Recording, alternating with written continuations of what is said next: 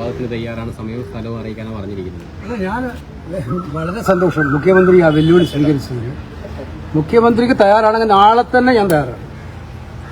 നാളെ തന്നെ ഒരു ദിവസം പോലും വൈകിക്കാതെ നടത്താൻ തയ്യാറാണ്. ഞങ്ങളുടെ എല്ലാ എംപിമാരെയും കൂടെ അണിനിരത്താം. മുഖ്യമന്ത്രി സംവാദത്തിൽ ഞാൻ തയ്യാറാണ്.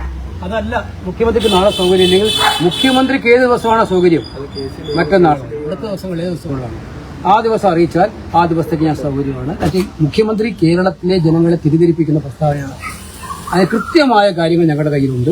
അതുമായി സംവാദത്തിൽ തയ്യാറാണ്. മുഖ്യമന്ത്രി തയ്യാറായ സ്ഥിതിക്ക് ഞാനല്ല ഡേറ്റ് നിശ്ചയിക്കുന്നത്. ഞാൻ ഡേറ്റ് നിശ്ചയിച്ചത് നാളെ ആയാലും ഞാൻ തയ്യാറാണ്. മുഖ്യമന്ത്രി പറയുന്ന സ്ഥലത്ത് മുഖ്യമന്ത്രി പറയുന്ന സമയത്ത് സംവാദം തയ്യാറാണ്. അത് നാളെ ആയാൽ പോലും തയ്യാറാണ്. മുഖ്യമന്ത്രി പറയുന്നത് കേരളത്തിലെ എംപിമാർ അതാണ് ഞാൻ പറഞ്ഞത്.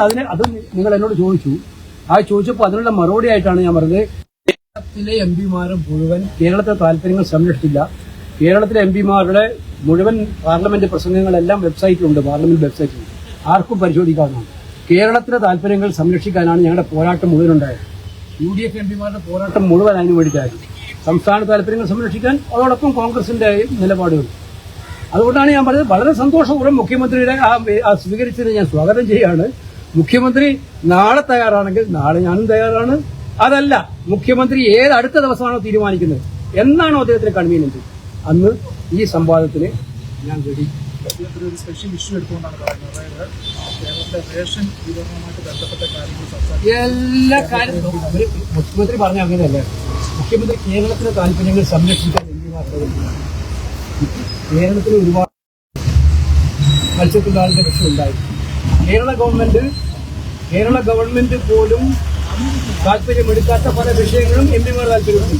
കേരളത്തിലെ തീരപ്രദേശങ്ങളിലെ മണൽ ഖനനം നടത്താനുള്ള തീരുമാനം വന്നപ്പോൾ, ആഴക്കടൽ മത്സ്യബന്ധനത്തിനുള്ള തീരുമാനം വന്നപ്പോൾ, കപ്പല് തകർന്നു വീണപ്പോൾ, ഇങ്ങനെ തീരപ്രദേശത്തെ സംബന്ധിക്കുന്ന പ്രശ്നങ്ങൾ, അതുപോലെ തന്നെ മാൻ ആനിമൽ കോൺഫ്ലിക്ട്, മൃഗങ്ങളുടെ ആക്രമണം മൂലം കടുവയും അതുപോലെ ആനയും ആക്രമിച്ച് മനുഷ്യൻ മരിക്കുമ്പോൾ അതിനെതിരായിട്ട് ശക്തമായിട്ട് ഞങ്ങൾ പറയുന്നത് കേന്ദ്രം കേരളത്തോട് സാമ്പത്തികമായി കാണിക്കുന്ന ഇതിനെക്കുറിച്ച് കേരളത്തിലെ ധനകാര്യമന്ത്രി ഞങ്ങളോട് ആവശ്യപ്പെട്ടു.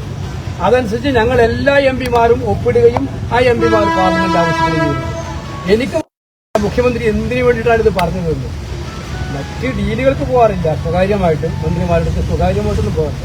പക്ഷെ കേരളത്തിന്റെ താല്പര്യങ്ങൾ എംപിമാരുടെ ണ്ട് ബില്ലുകൾ ചർച്ചയിൽ പറയാറുണ്ട്, അതിലാത്ത കാര്യങ്ങൾ പറയാറുണ്ട്. അതിനല്ല ഞാൻ പറഞ്ഞത് കൃത്യമായിട്ട് മുഖ്യമന്ത്രിക്ക് ഏതാ സംശയം, ആ സംശയം നമുക്ക് തീർത്തു കൊടുക്കാം.